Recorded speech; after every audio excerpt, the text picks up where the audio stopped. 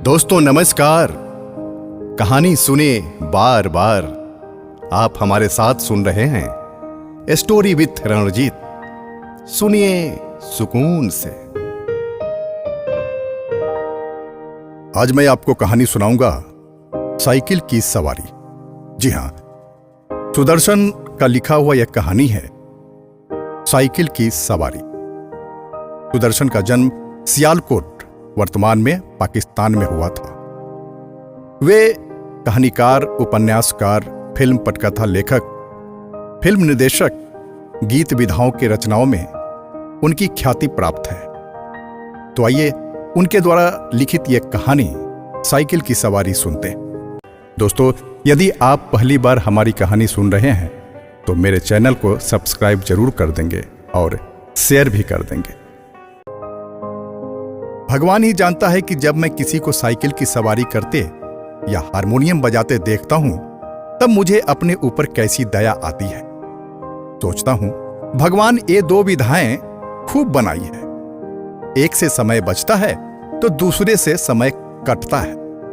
मगर तमाशा देखिए, हमारे प्रारब्ध में कलयुग की ये दोनों विधाएं नहीं लिखी गई। न साइकिल चला सकते हैं, न बाजा ही बजा सकते हैं। पता नहीं कब ये धारणा हमारे मन में बैठ गई कि हम सब कर सकते हैं मगर ये दोनों काम नहीं कर सकते हैं। शायद 1932 की बात है कि बैठे बैठे ख्याल आया कि चलो साइकिल चलाना सीख लें। और इसकी शुरुआत यूं हुई कि हमारे लड़के ने चुपचाप यह विद्या सीख ली और हमारे सामने से सवार होकर निकलने लगा। अब आपसे क्या कहें कि लज्जा और घृणा से कैसे कैसे ख्याल हमारे मन में उठे। सोचा क्या हम ही जमाने भर के फिसड्डी रह गए हैं। सारी दुनिया चलाती है, जरा जरा से लड़के चलाते हैं, मूर्ख और गंवार चलाते हैं। हम तो परमात्मा की कृपा से फिर भी पढ़े लिखे हैं, क्या हम ही नहीं चला सकेंगे? आखिर इसमें मुश्किल क्या है? कूद कर चढ़ गए और ताबड़तोड़ पांव मारने लगे। और जब देखा कि कोई राह में खड़ा है तब टन टन करके घंटी बजा दी। न हटा तो क्रोधपूर्ण आंखों से उसकी तरफ देखते हुए निकल गए। बस यही तो सारा गुर है इस लोहे की सवारी का। कुछ ही दिनों में सीख लेंगे। बस महाराज, हमने निश्चय कर लिया कि चाहे जो हो जाए परवाह नहीं। दूसरे दिन हमने फटे पुराने कपड़े तलाश किए और उन्हें ले जाकर श्रीमती जी के सामने पटक दिया कि इनकी जरा मरम्मत कर दो। श्रीमती जी ने हमारे तरफ अचरज भरी दृष्टि से देखा और कहा, इन कपड़ों में अब जान ही कहां है जो मरम्मत करूं? इन्हें तो फेंक दिया था, आप कहां से उठा लाएं? वहीं जाकर डाल आइए। हमने मुस्कुराकर श्रीमती जी की तरफ देखा और कहा, तुम हर समय बहस मत किया करो। आखिर मैं इन्हें ढूंढ ढांड कर लाया हूं तो ऐसे ही तो नहीं उठा लाया। कृपा करके इनकी मरम्मत कर डालो। मगर श्रीमती जी बोली, पहले बताओ इनका क्या करोगे, क्या बनेगा? हम चाहते थे कि घर में किसी को कानो कान खबर न हो और हम साइकिल सवार बन जाए और इसके बाद जब इसके पंडित हो जाएं, तब एक दिन जहांगीर के मकबरे को जाने का निश्चय करें। घर वालों को तांगे पर बिठा दें और कहें, तुम चलो, हम दूसरे तांगे से आते हैं। जब वे चले जाएं, तब साइकिल पर सवार होकर उनको रास्ते में मिले। हमें साइकिल पर सवार देखकर उन लोगों की क्या हालत होगी।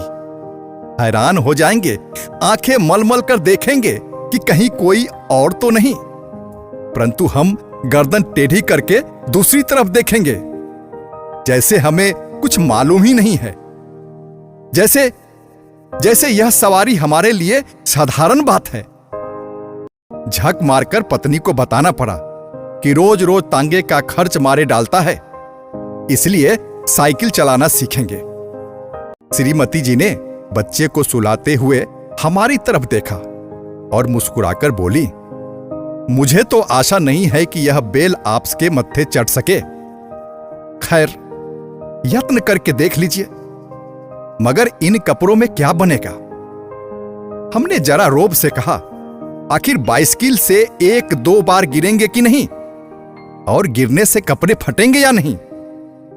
जो मूर्ख है वे नए कपड़ों का नुकसान कर बैठते हैं, जो बुद्धिमान है वो पुराने कपड़ों से काम चलाते हैं। मालूम होता है कि हमारी इस युक्ति का कोई जवाब हमारी स्त्री के पास न था, क्योंकि उन्होंने उसी समय मशीन मंगवाकर उन कपड़ों की मरम्मत शुरू कर दी। हमने इधर बाजार जाकर जंबक के 2 डिब्बे खरीद लिए कि चोट लगते ही उसी समय इलाज किया जा सके।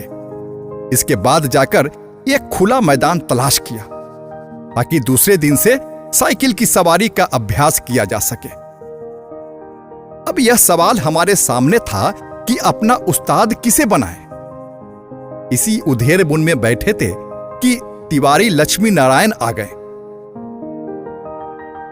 और बोले, क्यों भाई,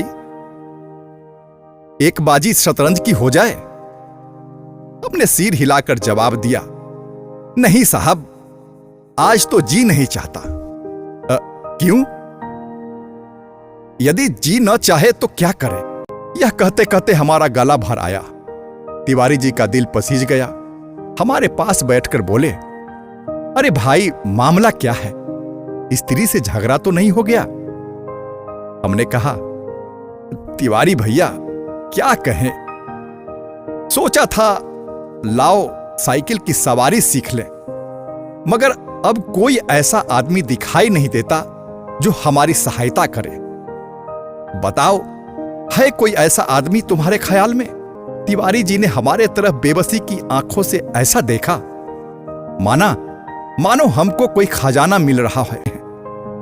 बोले, मेरी मानो तो यह रोग न पालो, इस आयु में साइकिल पर चढ़ोगे? और यह भी कोई सवारियों में सवारी है कि डंडे पर उकरू बैठे हैं और पांव चला रहे हैं? अजी लानत भेजो इस ख्याल पर, आओ एक बाजी खेलें। मगर हमने भी कच्ची गोलियां नहीं खेली थी। साफ समझ गए कि तिवारी ईर्ष्या के आग में फूंका जाता है। मुंह फुलाकर हमने कहा, भाई तिवारी, हम तो जरूर सीखेंगे, कोई आदमी बताओ। आदमी तो है, मगर वह मुफ्त में नहीं सिखाएगा, फीस लेगा। दे सकोगे? कितने दिन में सिखा देगा? यही 10-12 दिनों में। और फीस क्या लेगा हमसे? औरों से 50 लेता है, तुमसे 20 लेगा हमारी खातिर। हमने सोचा 10 दिन सिखाएगा और 20 रुपए लेगा। 10 दिन 20 रुपए, 20 रुपए 10 दिन, अर्थात 2 रुपए रोजाना, 60 रुपए महीना, और वो भी केवल 1-2 घंटे के लिए। ऐसी 3-4 ट्यूशनें मिल जाएं तो 250-300 रुपए मासिक हो जाएंगे। हमने तिवारी जी से कहा कि जाओ जाकर मामला तय कराओ। मगर जी में खुश हो रहे थे कि साइकिल चलाना सीख गए तो एक ट्रेनिंग स्कूल खोल दें और 300-400 रुपए मासिक कमाने लगे। इधर तिवारी जी मामला तय करने गए, इधर हमने यह शुभ समाचार जाकर श्रीमती जी को सुना दिया कि कुछ दिनों में हम लोग एक ऐसा स्कूल खोलने वाले हैं जिसमें 300 से 400 रुपए मासिक आमदनी होगी। श्रीमती जी बोली, तुम्हारी इतनी आयु हो गई मगर ओछापन ना गया। अरे पहले आप तो सीख लो, फिर स्कूल खोलना।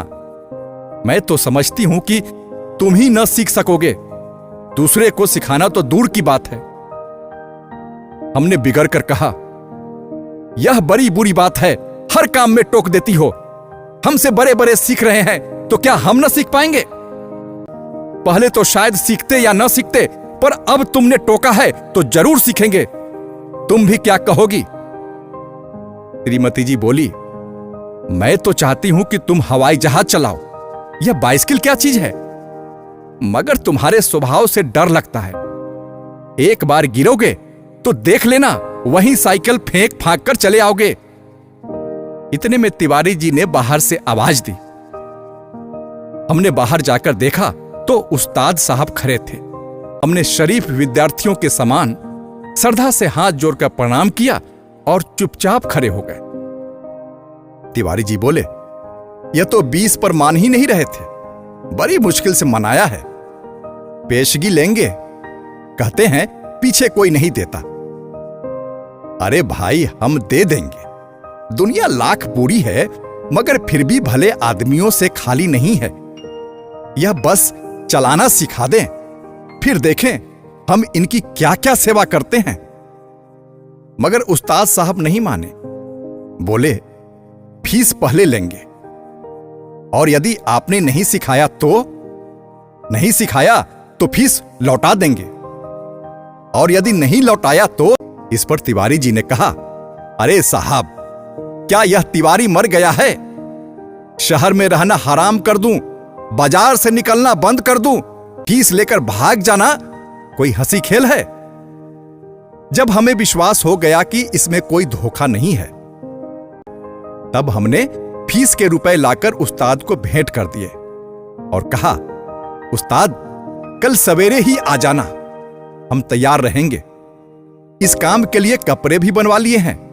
अगर गिर पड़े तो चोट पर लगने के लिए जंबक भी खरीद लिया है। और हां, हमारे पड़ोस में जो मिस्त्री रहता है, उससे साइकिल भी मांग ली है।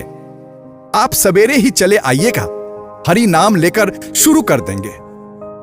तिवारी जी और उस्ताद जी ने हमें हर तरह से तसल्ली दी और चले गए। इतने में हमें याद आया कि एक बात कहना भूल गए। नंगे पांव भागे और उन्हें बाजार जाकर पकड़ा। वे हैरान थे।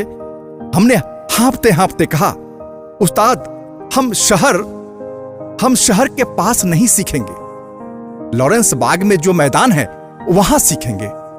वहां एक तो भूमि नरम है, चोट कम लगती है, दूसरे वहां कोई देखता नहीं है।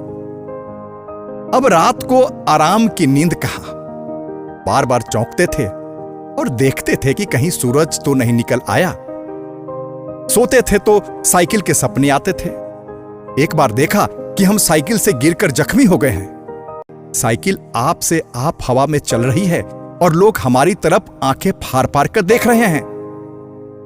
अब आंखें खुली तो दिन निकल आया था। जल्दी ही जाकर वो पुराने कपड़े पहन लिए, जंबक का डिब्बा साथ में ले लिया और नौकर को भेजकर मिस्त्री से साइकिल मंगवा ली। इसी समय उस्ताद साहब भी आ गए और हम भगवान का नाम लेकर लॉरेंस बाग की ओर चल पड़े। लेकिन अभी घर से निकले ही थे कि एक बिल्ली रास्ता काट गई और लड़के ने छींक दिया। क्या कहें, हमें कितना क्रोध आया उस नामुराद बिल्ली पर और उस शैतान लड़के पर, मगर क्या करते, दांत पीस कर रह गए। एक बार फिर भगवान का पावन नाम लिया और आगे बढ़े। पर बाजार में पहुंचकर देखते हैं कि हर आदमी हमारी तरफ देख रहा है और हंस रहा है। अब हम हैरान थे कि क्या बात है। सहसा हमने देखा कि हमने जल्दी और घबराहट में पाजामा और अचकन दोनों उल्टे पहन लिए हैं और लोग इसी को देखकर हंस रहे थे। सर मुड़ाते ही ओले पड़े। हमने उस्ताद से माफी मांगी और घर लौट आए। अर्थात हमारा पहला दिन मुफ्त में गुजरा। दूसरे दिन फिर निकले। रास्ते में उस्ताद साहब बोले, मैं एक गिलास पानी पी लूं, आप जरा साइकिल को थामिए। उस्ताद साहब लस्सी पीने लगे तो हमने साइकिल के पुर्जों के ऊपर और नीचे परीक्षा शुरू कर दी।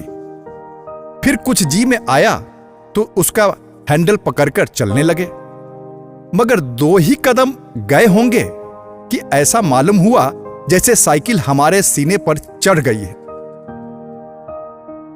इस समय हमारे सामने गंभीर प्रश्न यह था कि क्या करना चाहिए, युद्ध क्षेत्र में डटे रहें या हट जाएं। सोच विचार के बाद यही निश्चय हुआ कि यह लोहे का घोड़ा है, इसके सामने हम क्या चीज हैं। बड़े बड़े वीर योद्धा भी ठहर नहीं सकते। इसलिए हमने साइकिल छोड़ दी और भगोरे सिपाही बनकर मुड़ गए। पर दूसरे ही क्षण साइकिल पूरे जोर से हमारे पांव पर गिर गई और हमारी राम दुहाई बाजार के एक सिरे से दूसरे सिरे तक गूंजने लगी। उस्ताद लस्सी छोड़कर दौड़े आए और अन्य दयावान लोग भी जमा हो गए। सबने मिलकर हमारा पांव साइकिल से निकाला। भगवान के एक भक्त ने जंबक का डिब्बा भी उठाकर हमारे हाथ में दे दिया। दूसरे ने हमारी बगलों में हाथ डालकर हमें उठाया और सहानुभूति से पूछा, चोट तो नहीं आई?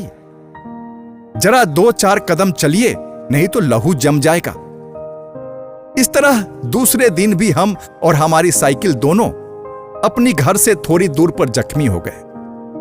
हम लंगड़ाते हुए घर लौट आए और साइकिल ठीक होने के लिए मिस्त्री के दुकान में भेज दी। मगर हमारे वीर हृदय का साहस और धीरज तो देखिए। अब भी मैदान में डटे रहे। कई बार गिरे, कई बार शहीद हुए, घुटने तुरवाए, कपड़े फरवाए, पर क्या मजाल जी छूट जाए। 8-9 दिनों में साइकिल चलाना सीख गए थे, लेकिन अभी उस पर चढ़ना नहीं आता था। कोई परोपकारी पुरुष सहारा देकर चढ़ा देता तो फिर लिए जाते थे। हमारे आनंद का कोई सीमा न थी। सोचा, मार लिया मैदान हमने, 2-4 दिन में पूरे मास्टर बन जाएंगे। इसके बाद प्रोफेसर, प्रिंसिपल, और इसके बाद ट्रेनिंग कॉलेज, फिर 300-400 रुपए मासिक आमदनी। तिवारी जी देखेंगे और ईर्ष्या से जलेंगे। उस दिन उस्ताद जी ने हमें साइकिल पर चढ़ा दिया और सड़क पर छोड़ दिया कि ले जाओ, अब तुम सीख गए हो। अब हम साइकिल चलाते थे और दिल ही दिल फूले न समाते थे। मगर हाल यह था कि कोई आदमी 100 गज के फासले पर होता तो हम गला फाड़ फाड़ कर चिल्लाना शुरू कर देते, साहब साहब बाईं तरफ हट जाइए, बाईं तरफ हट जाइए। दूर फासले पर कोई गाड़ी दिख जाती तो हमारे प्राण सूख जाते। उस समय हमारे मन में जो दशा होती वो परमेश्वर ही जानता। जब गाड़ी निकल जाती तब कहीं जाकर हमारी जान में जान आती। सहसा सामने से तिवारी जी आते हुए दिखे। हमने उन्हें भी दूर से ही अल्टीमेटम दिया कि तिवारी जी बाईं तरफ हो जाइए, बाईं तरफ हो जाइए, वरना साइकिल तुम्हारे ऊपर चढ़ा देंगे। तिवारी जी ने अपनी छोटी छोटी आंखों से हमारी तरफ देखा और मुस्कुराकर कहा, जरा एक बात तो सुनते जाओ। हमने एक बार हैंडल की तरफ, दूसरी बार तिवारी जी की तरफ देखकर कहा, इस समय हम बात सुन सकते हैं, देखते नहीं कि साइकिल पर सवार हैं। तिवारी जी बोले, तो क्या जो साइकिल चलाते हैं वो किसी से बात नहीं सुनते? बड़ी जरूरी बात है, जरा उतर जाओ। हमने लड़खड़ाती हुई साइकिल को संभालते हुए जवाब दिया, उतर आएंगे तो चढ़ाएगा कौन? अभी चलाना सीखा है, चढ़ना नहीं सीखा है। तिवारी जी चिल्लाते ही रह गए। हम आगे निकल गए। इतने में सामने से एक तांगा आता दिखाई दिया। हमने उसे भी दूर से ही डांट दिया, बाईं तरफ भाई साहब बाईं तरफ, अभी नए चलाने वाले हैं। तांगा बाईं तरफ हो गया। हम अपने रास्ते चले जा रहे थे। एकाएक पता नहीं घोड़ा भड़क उठा या तांगे वाले को शरारत सूझी। जो भी हो, तांगा हमारे सामने आ गया। हमारे हाथ पांव फूल गए। जरा सा हैंडल घुमा देते तो हम दूसरी तरफ निकल जाते। मगर बुरा समय आता है तो बुद्धि पहले ही भ्रष्ट हो जाती है। उस समय हमें ख्याल ही नहीं आया कि हैंडल घुमाया भी जा सकता है। फिर क्या था, हम और हमारी साइकिल दोनों ही तांगे के नीचे आ गए और हम बेहोश हो गए। जब हम होश में आए तो हम अपने घर में थे और हमारी देह पर कितनी ही पट्टियां बंधी थी। हमें होश में देखकर श्रीमती जी ने कहा, क्यों, अब क्या हाल है? मैं कहती न थी साइकिल चलाना न सीखो। उस समय तो किसी का सुनते ही न थे। हमने सोचा, लाओ सारा इल्जाम तिवारी जी पर लगा दें और आप साफ बच जाएं। बोले, यह सब तिवारी जी की शरारत है। श्रीमती जी ने मुस्कुराकर जवाब दिया, यह तो तुम उसको चकमा दो जो कुछ नहीं जानता हो। उस तांगे पर मैं ही तो बच्चों को लेकर घूमने निकली थी कि चलो सैर भी कर आएंगे और तुम्हारे साइकिल चलाते भी दिखाएंगे। हमने निरुत्तर होकर आंखें बंद कर ली। उस दिन के बाद फिर कभी हमने साइकिल को हाथ न लगाया। दोस्तों, ये कहानी कैसी लगी ये आप जरूर कमेंट्स में लिखकर बताएंगे और आगे की कहानी सुनने के लिए आप इसे सब्सक्राइब जरूर करेंगे। बहुत बहुत धन्यवाद।